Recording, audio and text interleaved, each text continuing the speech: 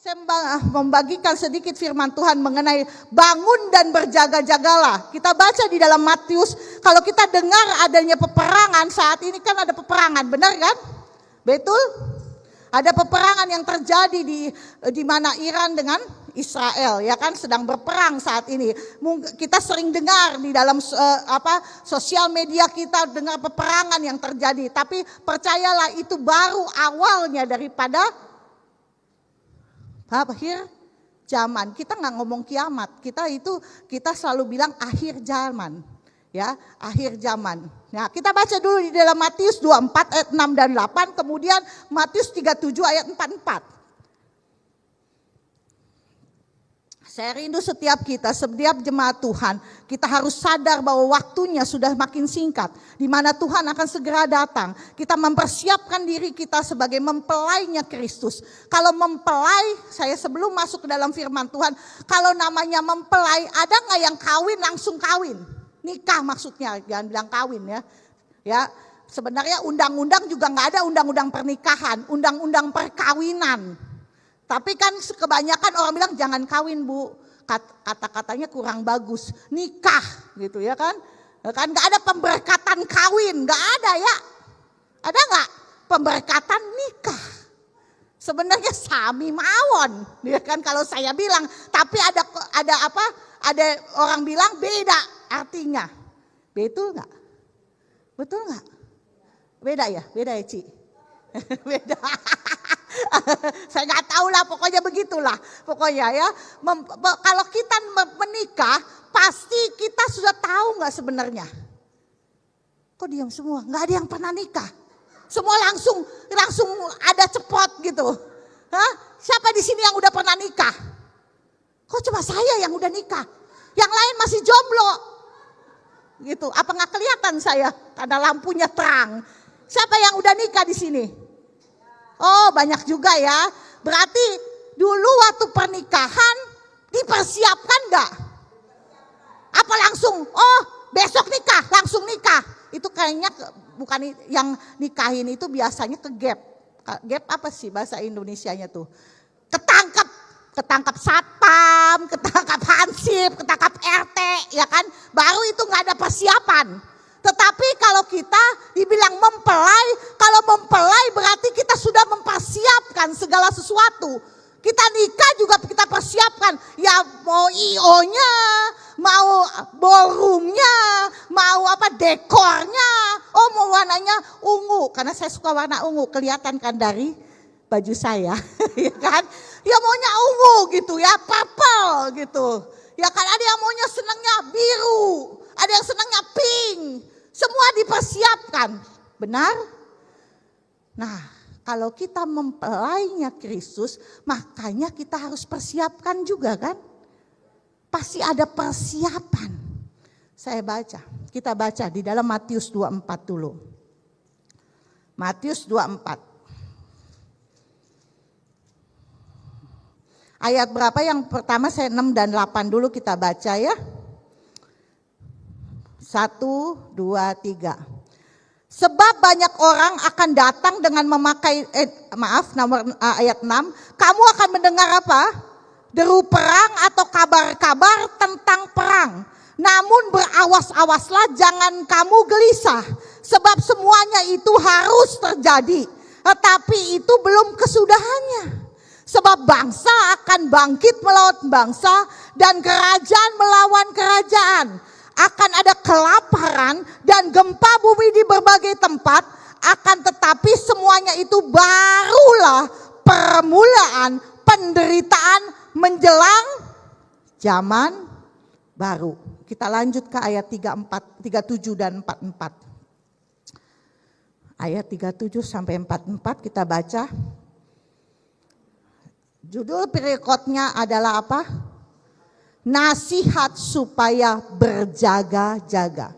Kita baca bergantian ya, saya yang ganjil, Bapak dan Ibu saudara-saudari yang genap, puji nama Tuhan.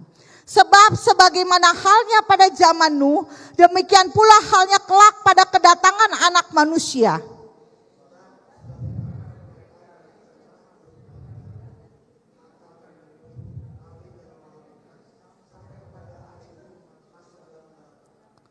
Dan mereka tidak tahu akan sesuatu sebelum air bah itu datang dan melenyapkan mereka semua. Demikian pula lah halnya kelak pada kedatangan Anak Manusia.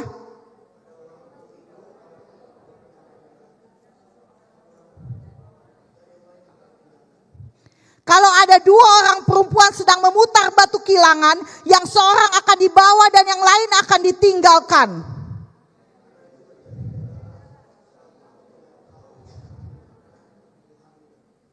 Tetapi ketahuilah ini, jika tuan rumah tahu pada waktu mana pada malam hari pencuri akan datang, sudahlah pasti ia berjaga-jaga dan tidak akan membiarkan rumahnya dibongkar.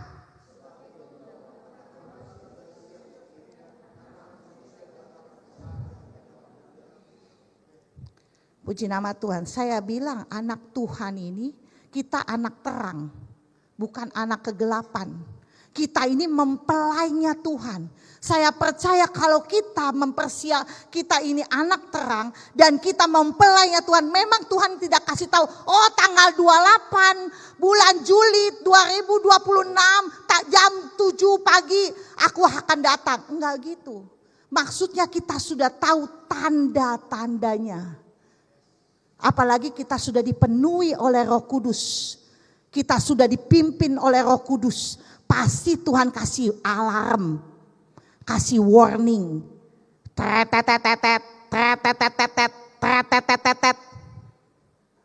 Betul?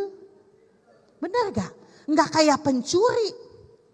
Contohnya pada saat keadaan Nuh air bah datang, Nuh dikasih tahu gak sama Tuhan? Dikasih tahu kan? Beda dengan orang anak kegelapan. Dia makan minum, pesta pora, suka-suka mereka, mau-maunya mereka, melakukan apa yang menjadi kehendak mereka. Tapi beda dengan Nuh. Dia siap. Kita baca di dalam Amos 3 ayat 7. Amos 3 ayat 7. Amos 3 ayat 7. Kita baca bersama-sama 1, 2, 3. Sesungguhnya Tuhan Allah tidak berbuat suatu tanpa menyatakan keputusannya kepada hamba-hambanya, para nabinya. Kalau kita anak terang, kalau kita mempelainya Tuhan, kalau kita hamba-hamba Tuhan, pasti Tuhan kasih tahu. Tuhan kasih warning buat kita, ada alarm bagi kita. Waktunya sudah sangat singkat, persiapkan diri kita. Lanjut. Saya percaya kita ini anak siapa? Anak terang. Saya mempelainya Kristus. Hidup kita dipenuhi oleh Roh Kudus. Dipimpin oleh Roh Kudus. Dibimbing oleh Roh Kudus. Maka Tuhan tidak akan datang seperti pencuri. Tapi dia menjadi mempelai kita. Kalau mempelai pasti kita sudah siap. Kita semua pernah ada beberapa yang sudah menikah. Persiapkan diri kita seperti halnya kita mempersiapkan waktu kita mau menikah dulu. Ya kan, mungkin dulu ada dekil dilulur sampai gosok terus dakinya, dikusek. Begitu enggak? Iya kan? Kok saya aja menci ini ya? Yang lain enggak pernah dilulur. Saya jarang dilulur, mau kawin dilulur sampai digosok-gosok ya kan? Semua digosok. Supaya kinclong, biar apa? Glow in the dark. Biar glowing.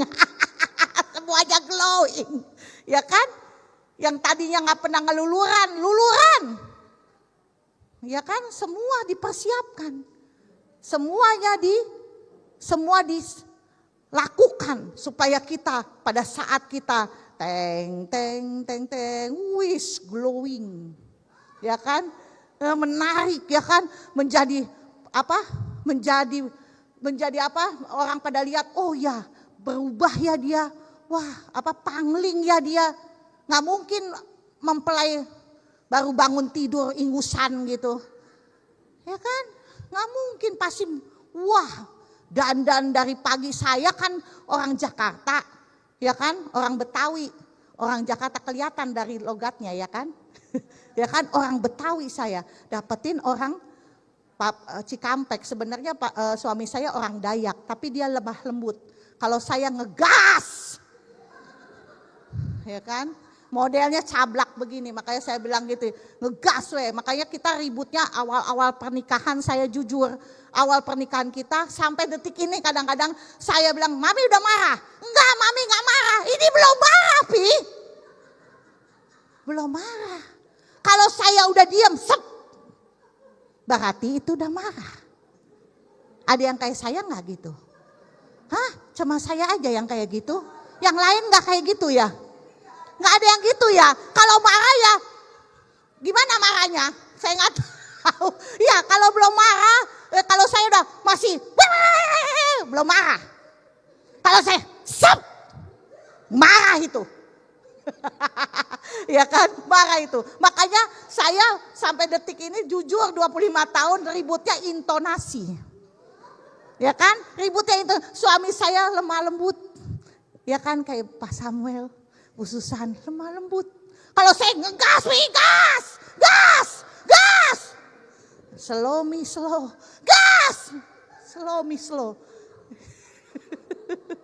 Ya kan, tapi saya puji Tuhan, saya dapat suami gitu ya kan, ngegas wae gitu ya kan. Saya orang mana tadi? Oh ya, saya waktu make up pengantin kan musik pemberkatan di Cikampek jam 3 subuh, saya mesti make up, ya kan, bener gak? Ya iya bener lah, saya yang lakuin, ya kan, jam 3 subuh saya udah make upan di salon, ya kan. Nah begitu juga kita sebagai mempelainya Kristus, persiapkan diri. Kita mau menghadap Tuhan sebagai mempelai kita. Amin. Kita akan bertemu muka dengan muka. Ada pertemuan di udara, pertemuan yang manis. Udah stop, jangan nyanyi wae. Nanti kita lanjut terus sampai siang, ya kan? Nah, yang saya bilang, kalau kita jadi mempelai, kita harus mempersiapkan diri kita. Bukan sebagai pencuri, Tuhan datang. Karena Tuhan akan memberitahukan kita, Tuhan akan memberikan alarmnya di dalam kehidupan kita sebagai mempelai-mempelainya, sebagai anak-anaknya, sebagai hamba-hambanya. Dipersiapkan hidup kita. Nah, tanda-tandanya ini sudah makin terlihat. Waktunya sudah sangat singkat. Waktunya sudah sangat singkat. Ya, bukan sebagai pencuri. Nah, kalau pencuri berarti kita bukan mempelai. Kita nggak mempersiapkan diri. Sekonyong-konyong Tuhan datang. Ya kan? Tetapi kita mempersiapkan diri kita, berarti Tuhan tidak sekonyong-konyong datang. Kita sudah siap. Tuhan sudah akan menjemput kita di awan-awan. Lanjut. Slide keempat. Nah, pada saat semua nyaman, serba cepat, mudah, begitu juga semua udah instan. Semua maunya instan, semua maunya cepat. Semua fasilitas dunia ini membuat kita terlalu nyaman dan terlena. Kita menjadi akhirnya ujung-ujungnya menjadi tertidur secara spiritual.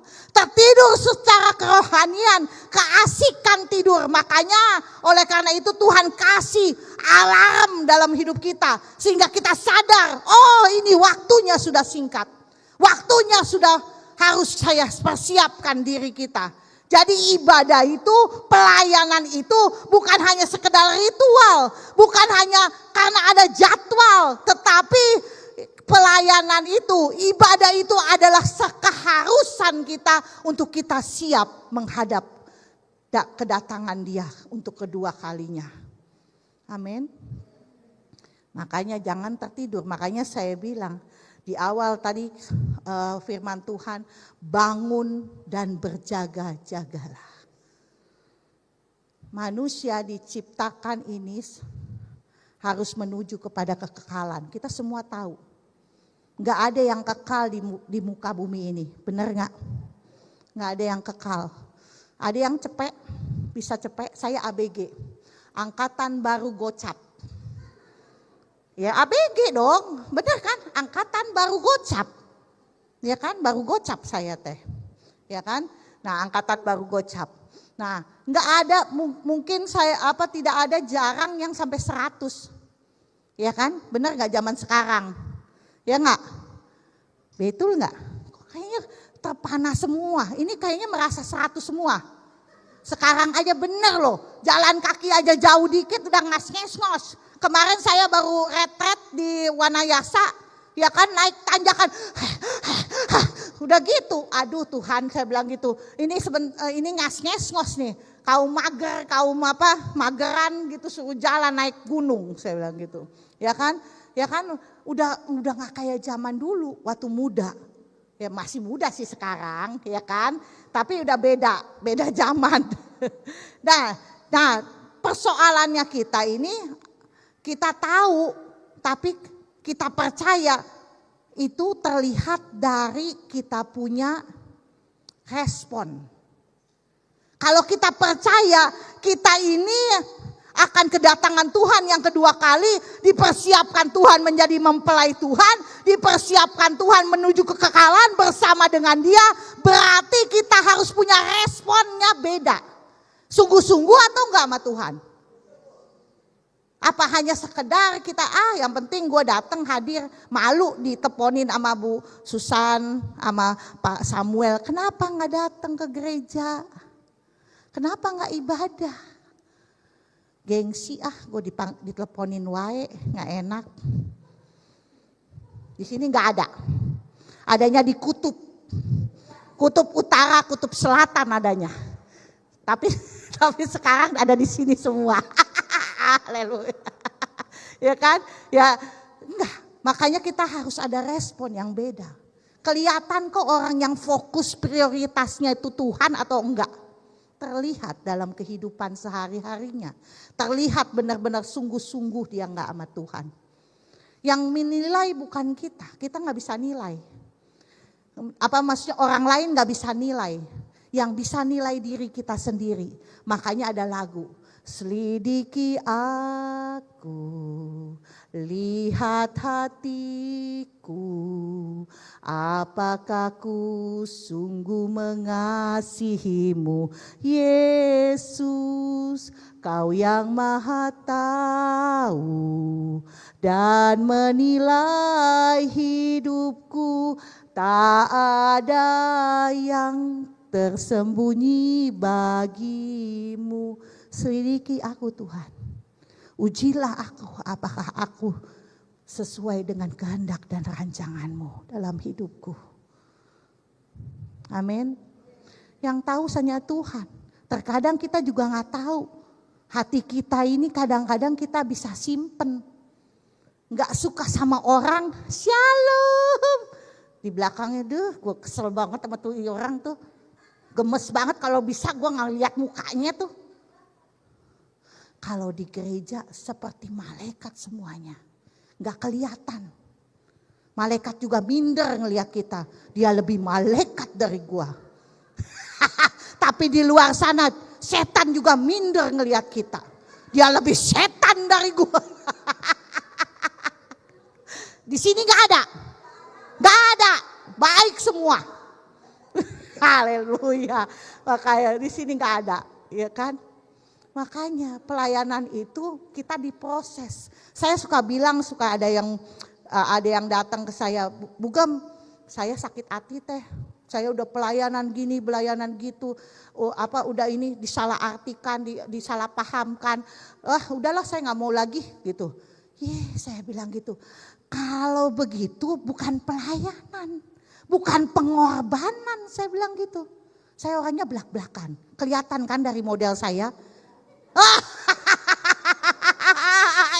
Sinci langsung to the point aja sama saya, sama kayaknya. Ya kan, enggak teding aling-aling saya. Ya kan, saya langsung ngomong aja. Saya orangnya tipikal yang gak bisa tutup. Maksudnya, udah kalau ngomong AA, BB, CC, Dede gitu. Mau enggak, kalau putar-putar pusing saya. Ya, iya. Pusing saya, ya kan, ya belak-belakan saya. Saya bilang gitu, kalau itu bukan pelayanan. Namanya pelayanan, kita di gereja gak ada yang sempurna. Pendeta juga gak ada yang sempurna, gembala juga gak mau pindah situ, pindah sana, pindah kemana, ke Dubai sekalipun. Mau ke Israel dah, pindah gua. Kali aja di gereja Israel semuanya holy. Saya bilang, namanya di gereja ada berbagai macam bentuk manusia. Makanya kita diproses, kita diasah satu dengan yang lain. Masalahnya kita ini ngasah apa yang diasah. Jangan punya karunia amplas, cuma ngamplasin orang melulu. Setelah itu amplas dibuang gak? Kok ketawa? Ya benar kan? Ibu itu kalau ini ngamplasin orang, terus yang lain jadi bagus, indah di mata Tuhan, dia jadi amplas.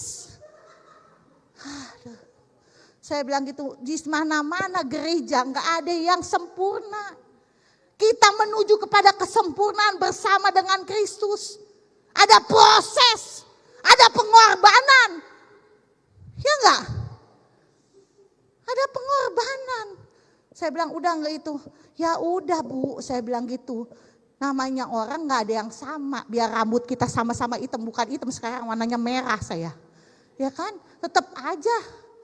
Hati orang siapa yang tahu, saya bilang gitu. Jangan karena satu orang kita pindah lagi. Tahu nggak? Harus tertanam di satu gereja lokal. Biar kita bertumbuh satu pohon aja. Baru tumbuh dikit, cabut, pindahin. Tumbuh nggak tuh dia? Nggak tumbuh. Bantet jadi bonsai. Aduh. Mau ke spiritual kita, rohani kita bertumbuh dewasa di dalam Tuhan. Tertanam. Apapun yang terjadi, tertanam. Bertumbuh dewasa.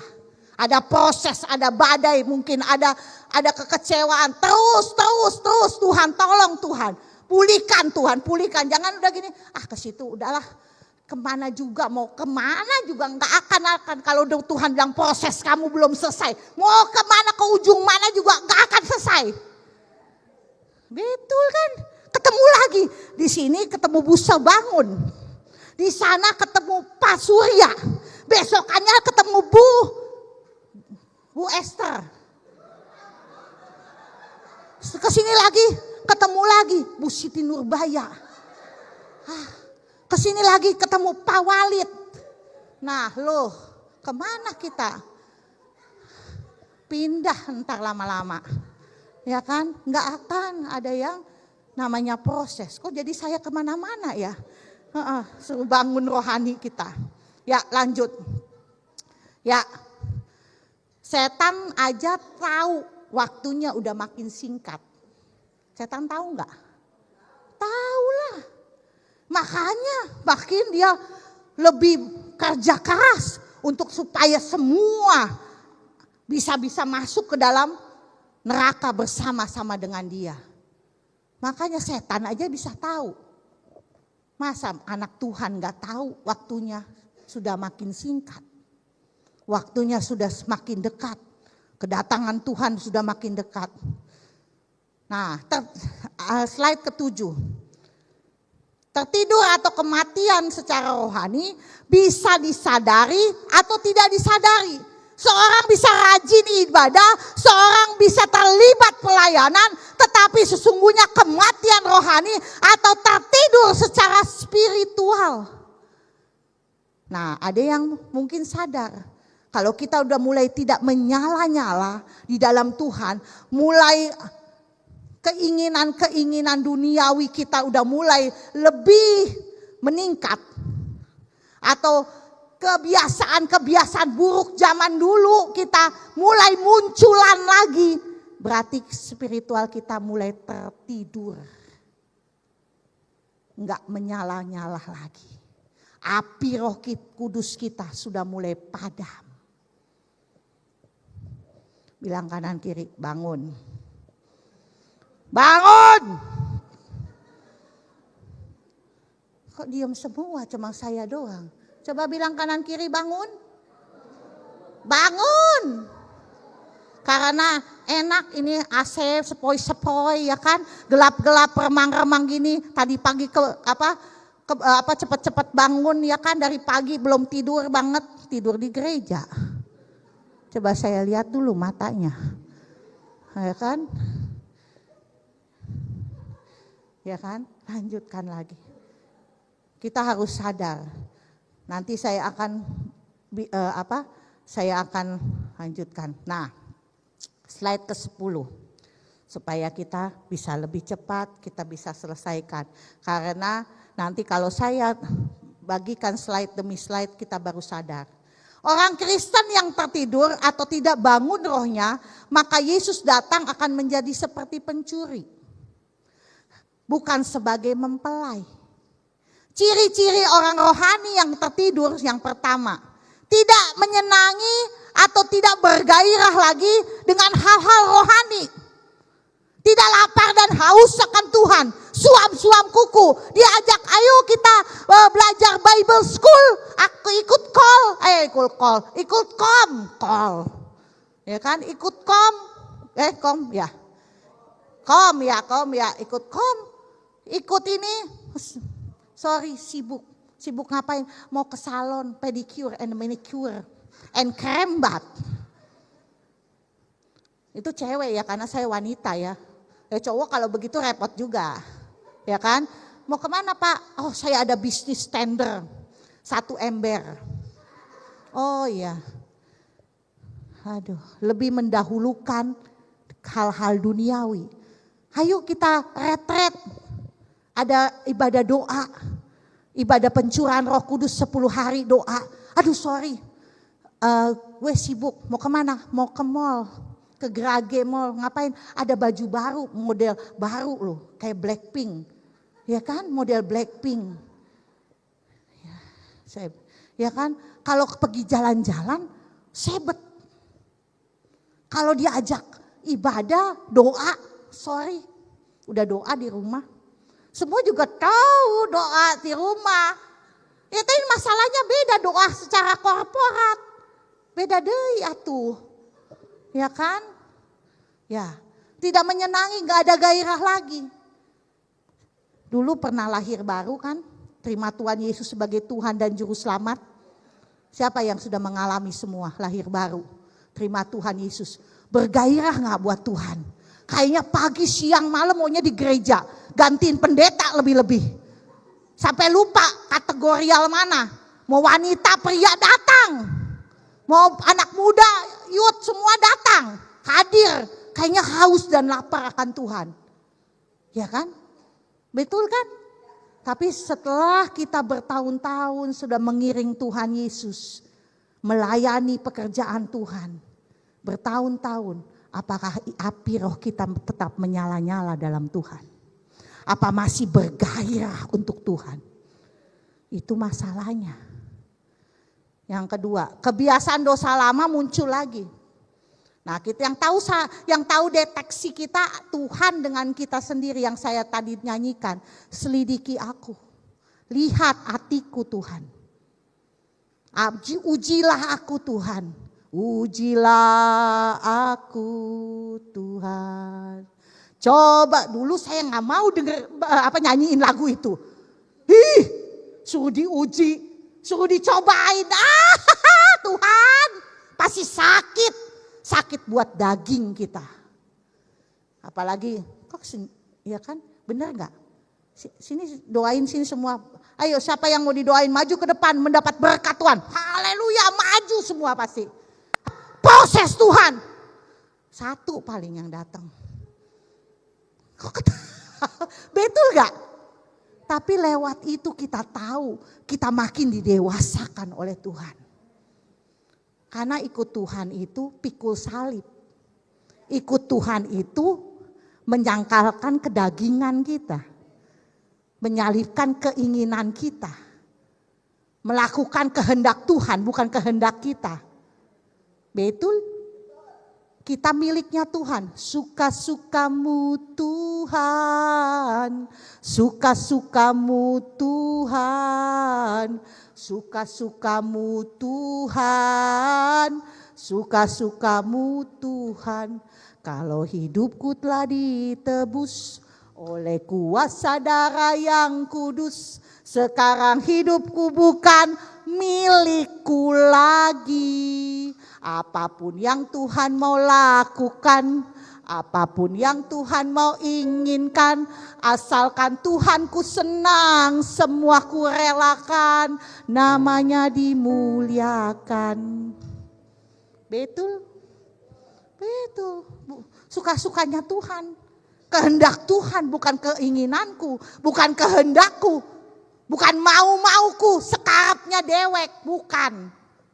Tapi semaunya Tuhan, kehendaknya Tuhan, keinginannya Tuhan, rencananya Tuhan, rancangannya Tuhan, jalan-jalannya Tuhan. Lanjut, yang ketiga, cara hidup, pikiran, dasar keputusan kita tidak sesuai dengan Alkitab. Kalau kita ya, jujur, kalau suami istri berantem, suaminya KDRT, ya kan? Tapi kalau dunia pasti bilang gini, udahlah ceraiin aja. Ngapain juga punya suami kayak gitu? Masih banyak berondong-berondong di sana.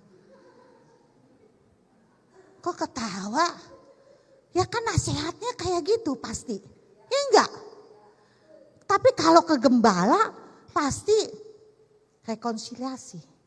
Doakan tuh. Saat teduh doakan. Terus biar Tuhan jamah. Akan berubah. Suami yang tadinya bengis menjadi jengis.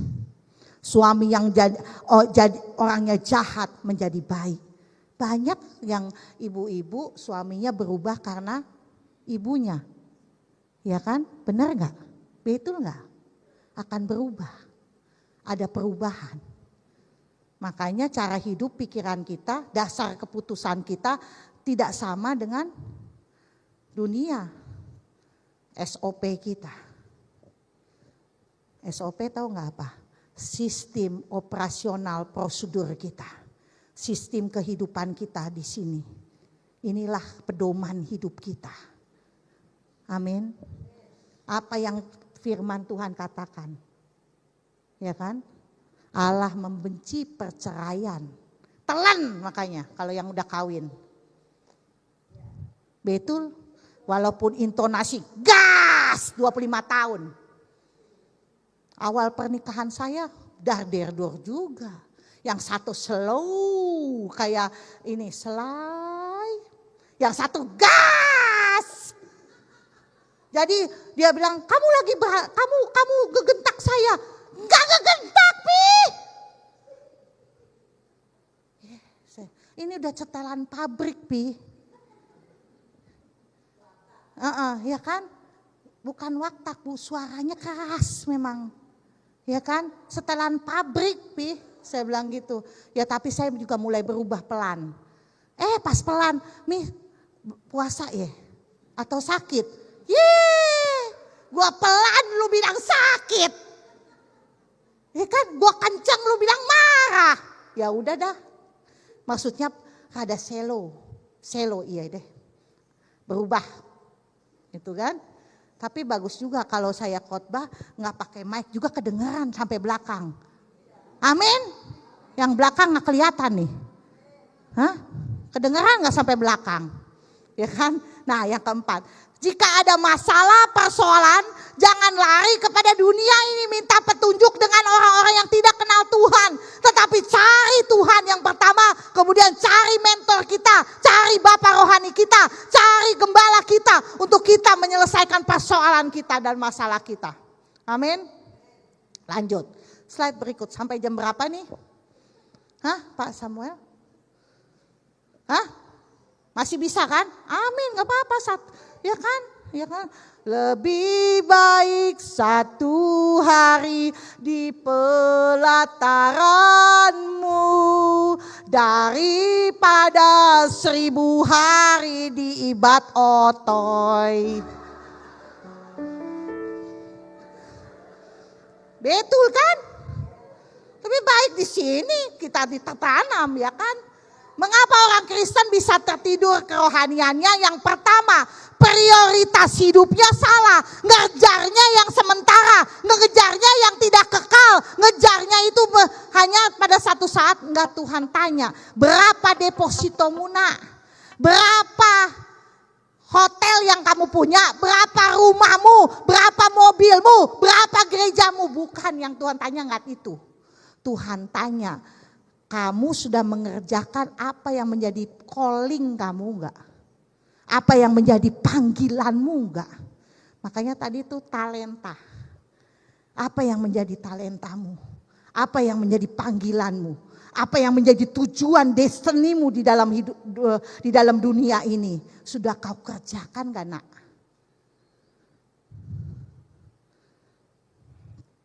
Jangan sia-siakan hidup ini dengan hal yang tidak penting. Uang penting, iya penting, tetapi bukan itu yang lebih penting. Orang bisa beli kenyamanan lewat uang, tetapi tidak bisa membeli hidupnya, jiwanya dengan uang. Makanya saya suka ngeledek. Gue lagi kalau ajakin teman-teman besti saya, yuk kita jalan makan yuk. Gue lagi nggak ada duit nih. Ginjal berapa miliar? Saya bilang jantung berapa miliar? Lever berapa miliar? Jual. Saya ledekin gitu. Bercanda. Sadis banget. Ya kan kita terkadang aduh tak punya apa-apa. Memang tak punya, maksudnya apa? Nggak punya apa-apa. Ginjal kita ya berapa miliar? Coba kita jual ke Kamboja. Nggak usah ke Kamboja, di Indonesia ya 2M. Kemarin bosnya cici saya, ya kan, beli ginjal, ya kan, donor ginjal 2M, 2 ember, maksudnya 2 miliar, ya kan. Tidak memiliki komunitas yang benar, tidak tertanam di gereja lokal. Ada masalah, ada pergumulan ya seorang diri. Itu nanti ada ayat-ayatnya, baca sendiri di rumah, PR di rumah. Yang ketiga, kenapa orang Kristen bisa tertidur? Tidak waspada, meremehkan strategi setan. Saya bilang setan makin Tuhan mau datang, waktunya deadline-nya udah makin singkat. Dia makanya bekerja dengan lebih giat. Kita orang Kristen malah tidur. Repot nanti. Ya. Slide berikutnya. Ini benar-benar terakhir, tapi ada 3. Bagaimana supaya kerohanian kita bangun? Yang pertama, diperlukannya alarm. Nah, kita sadar persoalan, keadaan, situasi ini enggak akan makin baik. Keadaan makin akan sulit. Keadaan makin akan digoncangkan oleh Tuhan. Kita baca sebelumnya Ibrani 12 ayat 26 sampai 27. Ibrani 12. Ibrani, mana Ibrani?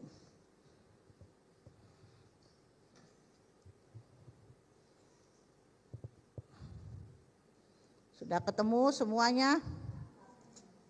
Ibrani 12. Ayat 26 sampai 27.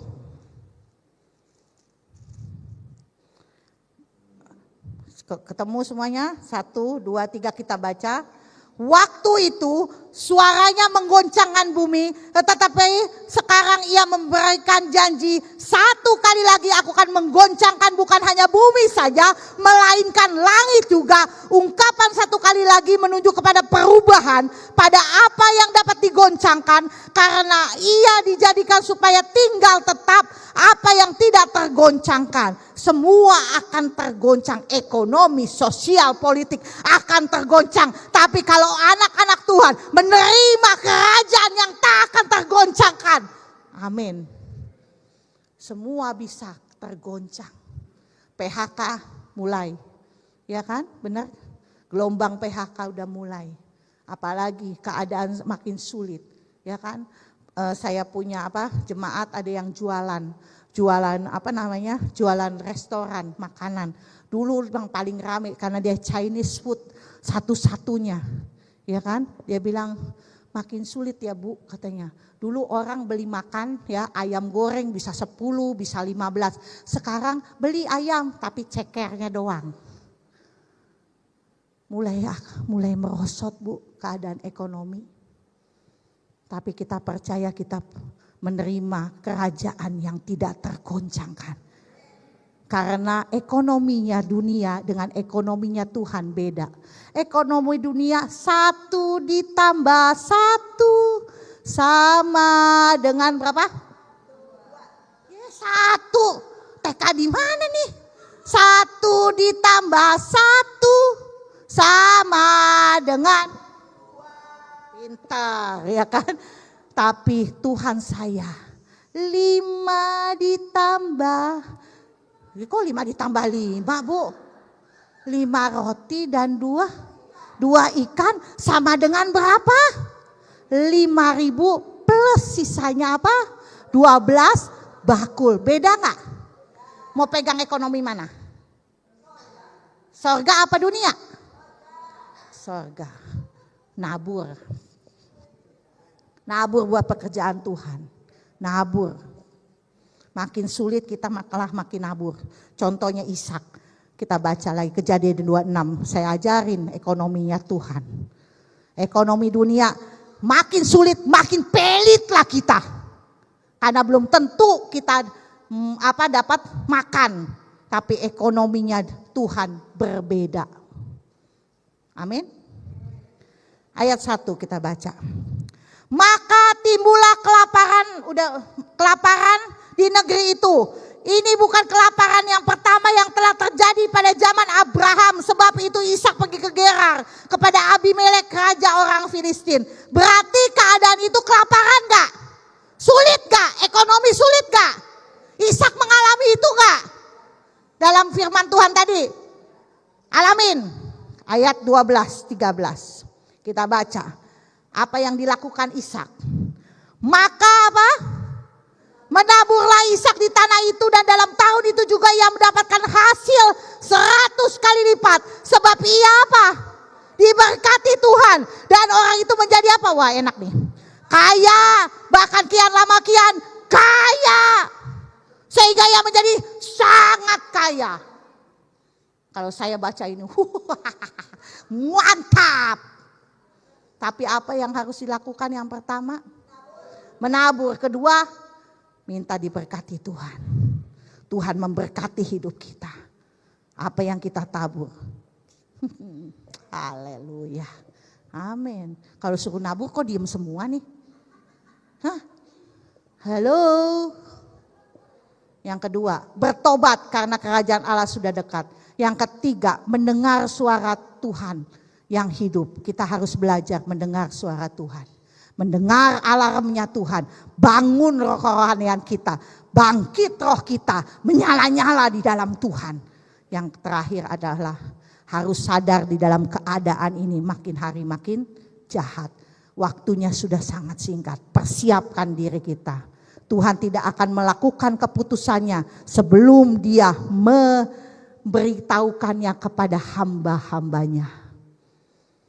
Dengarkan para bapak rohani kita. Waktunya sudah sangat singkat. Persiapkan diri kita. Jangan kita suam-suam kuku. Persiapkan diri kita. Bilang kanan kiri. Bangun. Bangun. Mari kita bangkit berdiri. Puji nama Tuhan.